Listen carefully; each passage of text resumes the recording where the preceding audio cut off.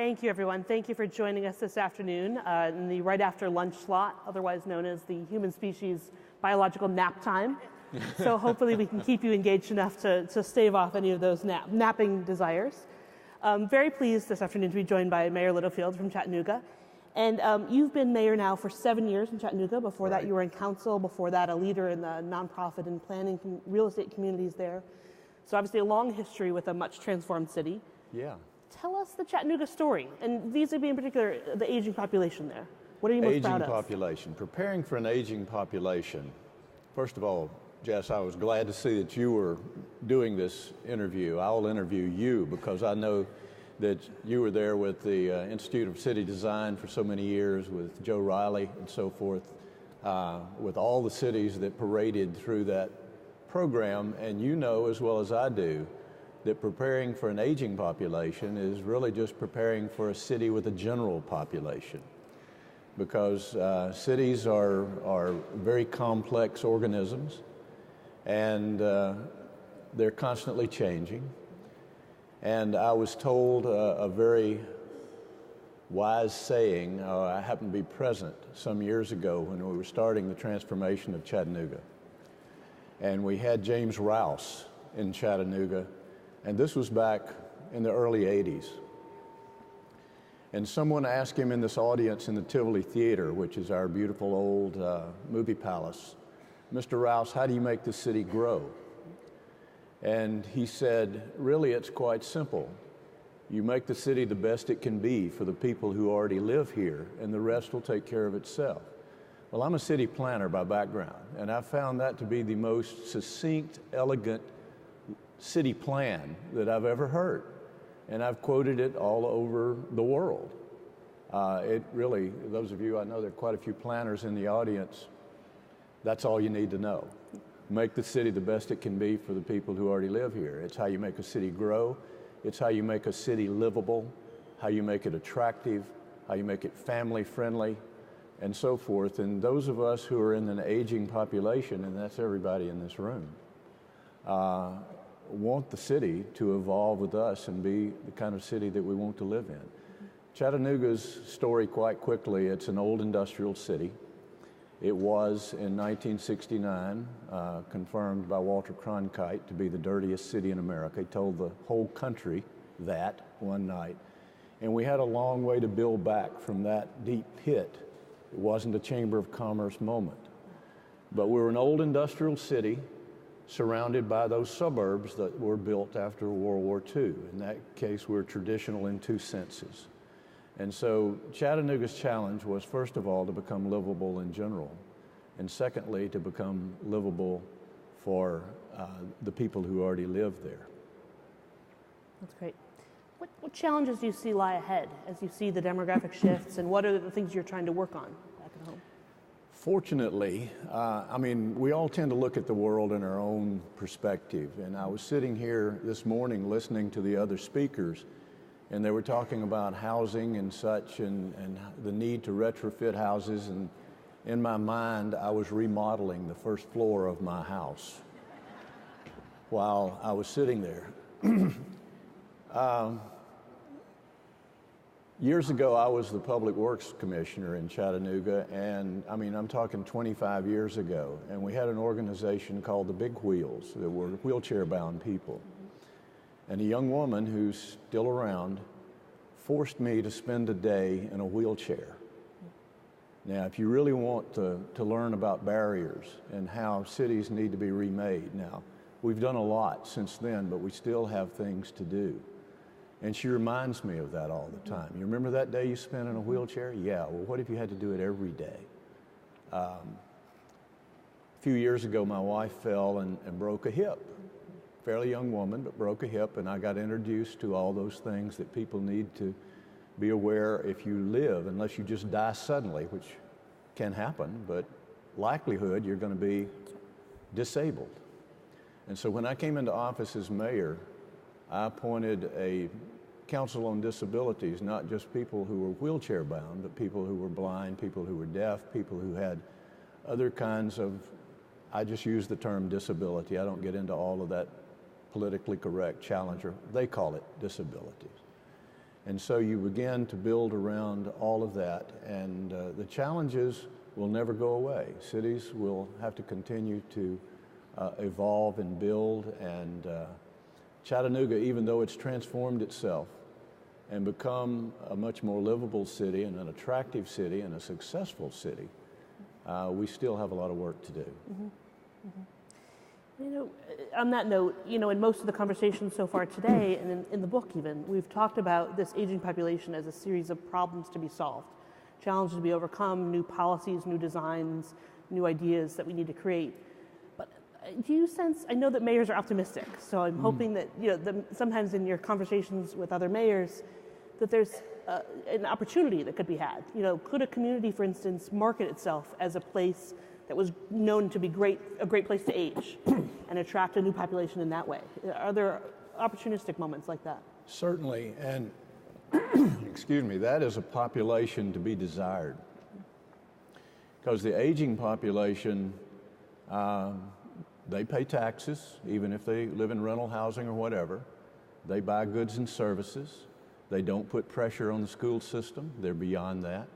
Some are still producing, but the aging population is beyond the baby generation, and usually are not criminal problems. You know, there are exceptions to that, but they're a population that many people tend to recruit, and we do recruit them in Chattanooga.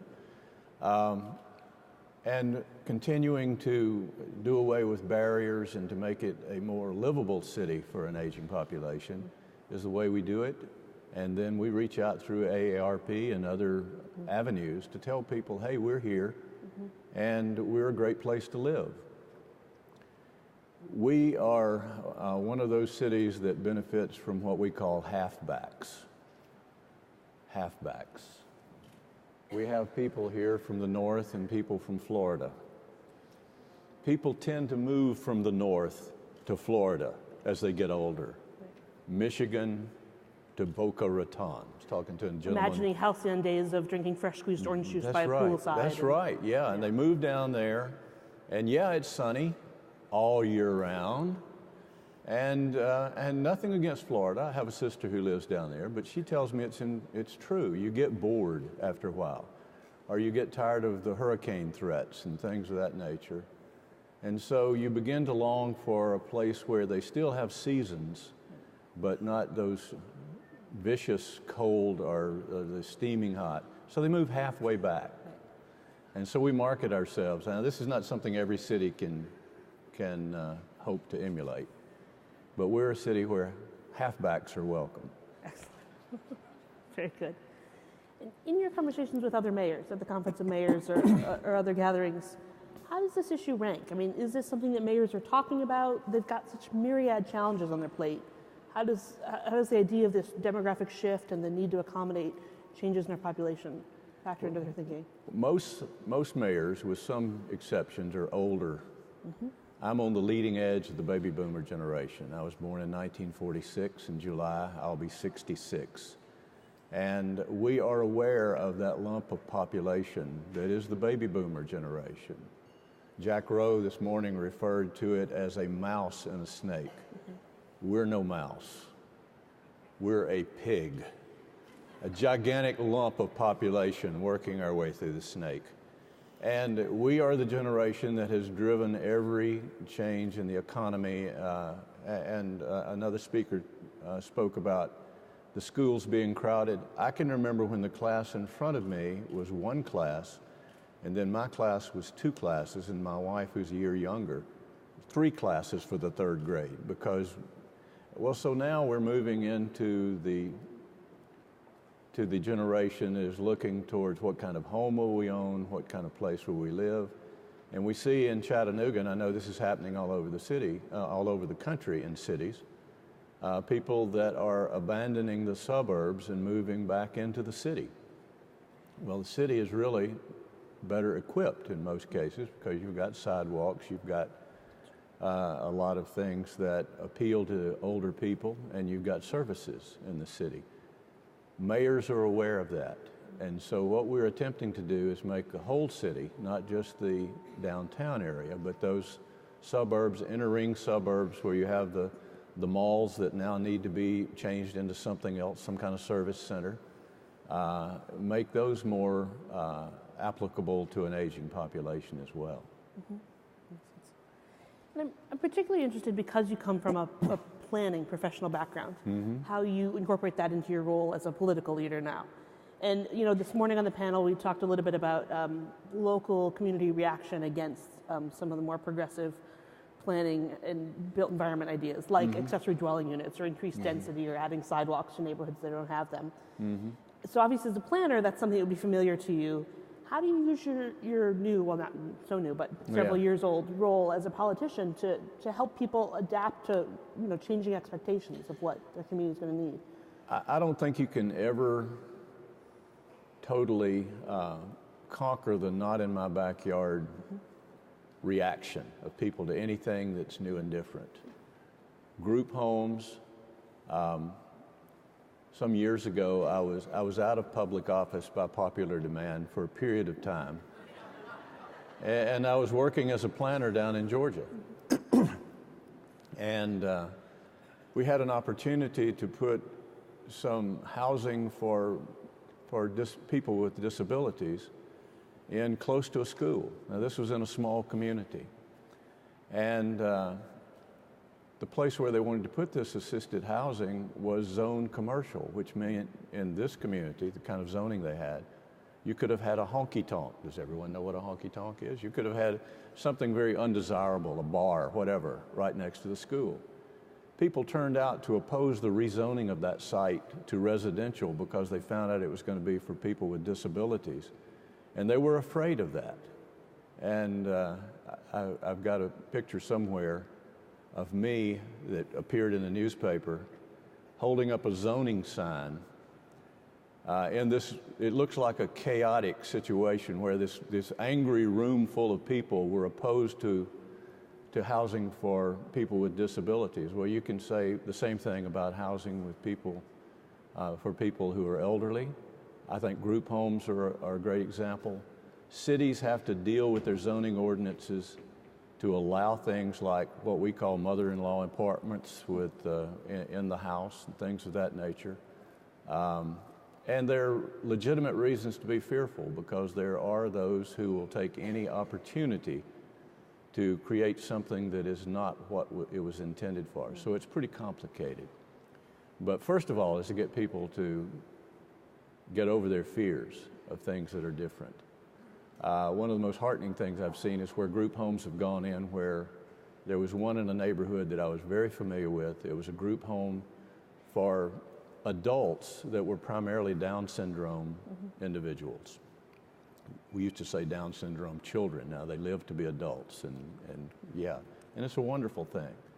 But after it had been there for a while, after it got over the resistance from the neighborhood, now you could not pry that special place out of that neighborhood. People love it. They adopted the children.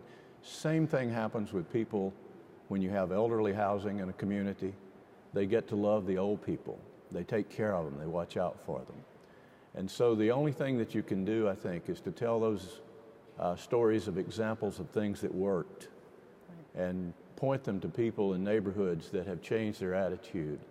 And expect it. You just expect people to respond in a human nature. If it's different, it shouldn't happen in my backyard. That's great. I've got a couple more questions for Mayor Littlefield, but then we're going to take questions from the audience. So I want to encourage you to think of any questions you have for him, and you can start lining up at either of the microphones, just like last session. My next question is, we've talked a lot about sort of the physical needs of, housing and providing appropriate housing for these housing types and mobility. I'm curious what you, as the chief public figure of the city of Chattanooga, do to make sure that aging populations stay socially engaged, civically engaged, culturally engaged in the community as well. Well, we have special programs in our Parks and Recreation Department.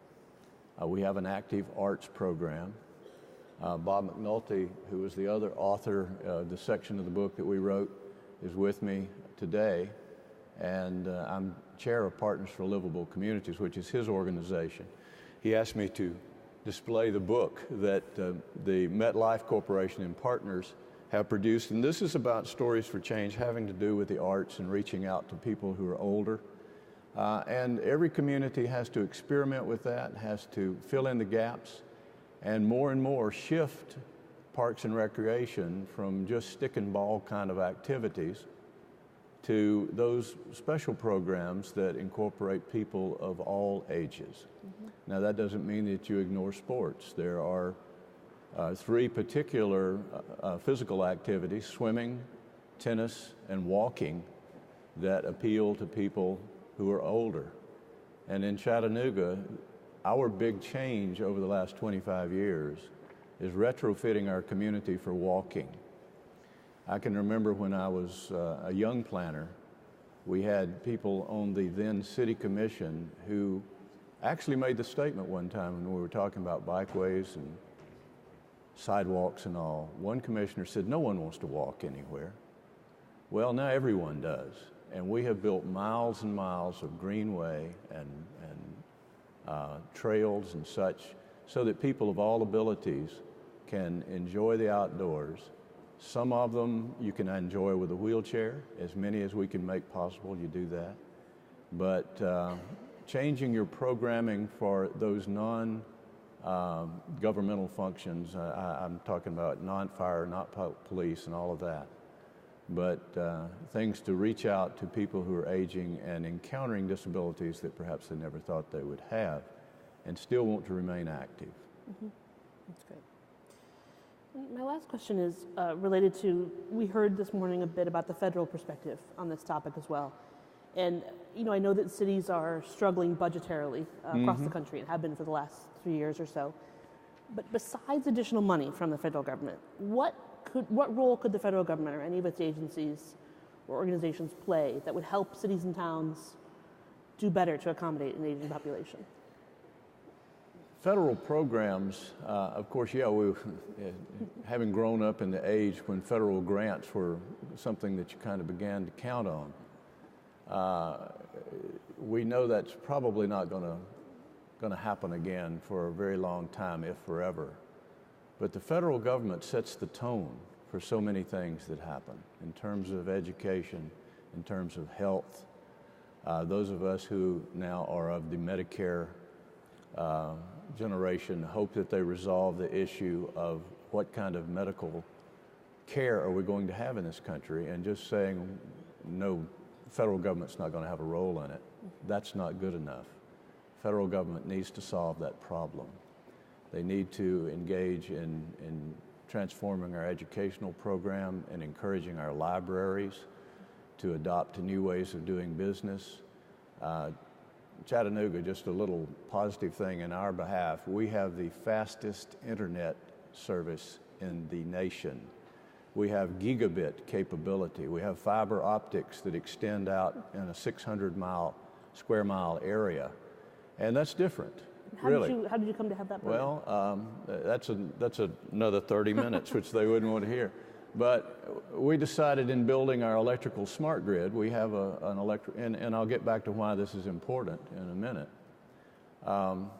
that we needed to build it based on what we saw the need was for the future. Now, in the years I've been mayor, I've talked to a lot of employers, and they had said, well, people could work from home if they really had faster internet speed. Okay, this was a big national insurance company that said they would like for people to be able to work from home, but they need faster internet speed.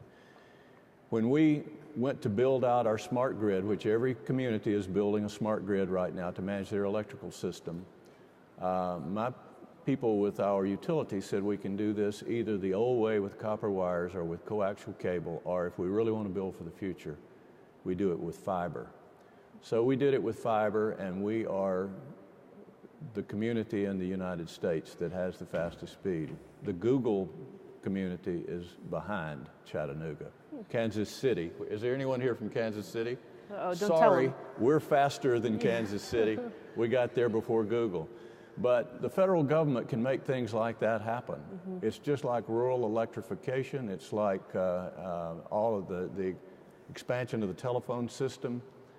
It is the new infrastructure, and no matter how old you are, if you've got connectivity to your family, your friends, to the community at large, and you've got connectivity to work.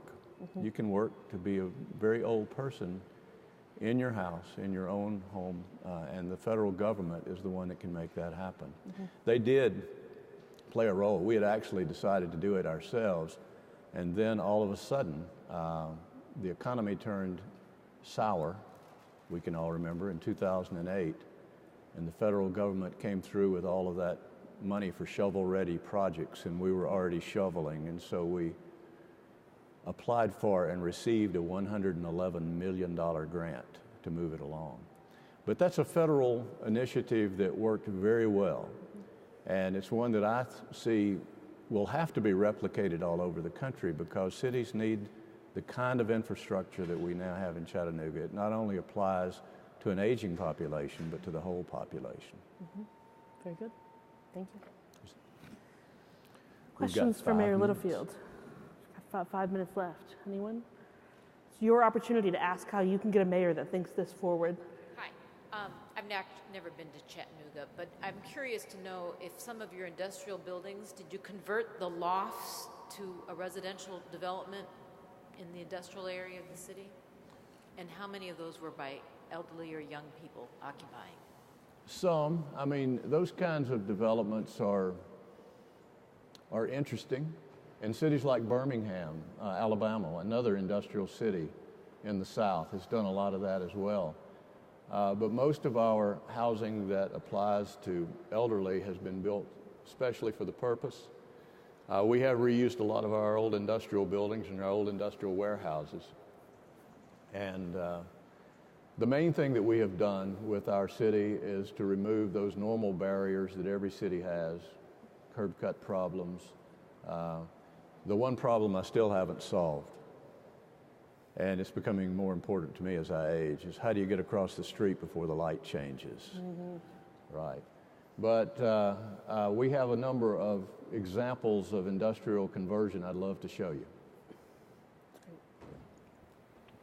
Hi, I'm Maya Brennan with the Center for Housing Policy, and you've partly addressed my question with that. I wanted to find out a little bit more about your thoughts from your day in the wheelchair and what changes that led you to make, and thinking back a little bit to what Secretary Cisneros had said about the potential for home retrofits being a job-creating mechanism. Do you think that federal funding for these sort of urban older industrial cities as well as towns is another function that we should be looking forward to? The day in the wheelchair convinced me that this was 25 years ago. 25 years ago. And so it convinced me we had a lot of work to do, and we have done a lot of work since then. And I'm glad you asked that question, because the Americans with Disabilities Act, in my opinion, which is something that the federal government did that simply was a law. I don't know if they provided much funding for the implementation of that. Perhaps it was an unfunded mandate, but it was an excellent unfunded mandate if that was the case. Because I learned when I was in a wheelchair that day 25 years ago that cities were very hostile places for people who were not ambulatory. And by the grace of God, I've been ambulatory all this time, but I have never forgotten that day in the wheelchair.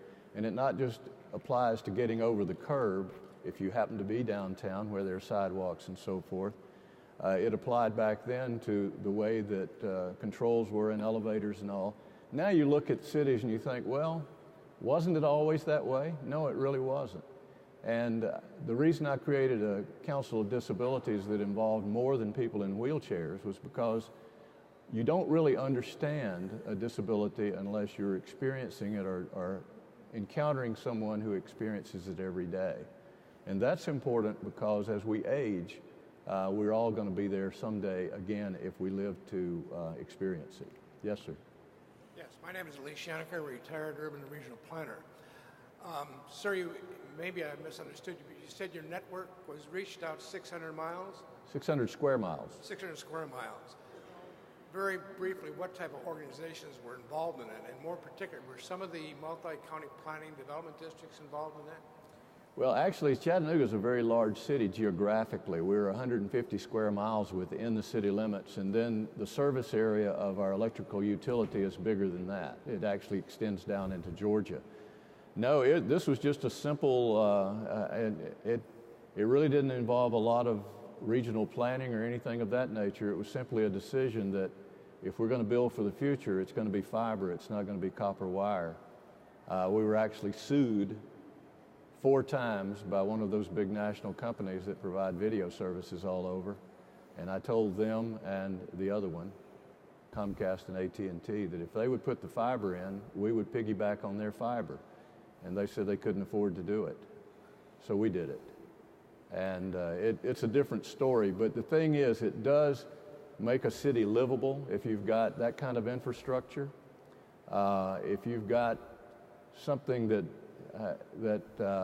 you know has a bigger future than you can actually plan for right now. I tell other mayors that, to me, it's like being the mayor of the city, the first city to have fire. You know, I know what you can do with it. You can cook with it. You can light your house. You can do all this, that, and the other. But as a city planner, I've always thought I could predict what infrastructure improvements we're going to do to a community. And in the case of this fiber, I can't predict, except that I know that it's making life more livable for a whole lot of people, including those who are disabled and those who are aging. Thank you. Very good. Thank you, Mayor Littlefield. All right. Thank you, Jess.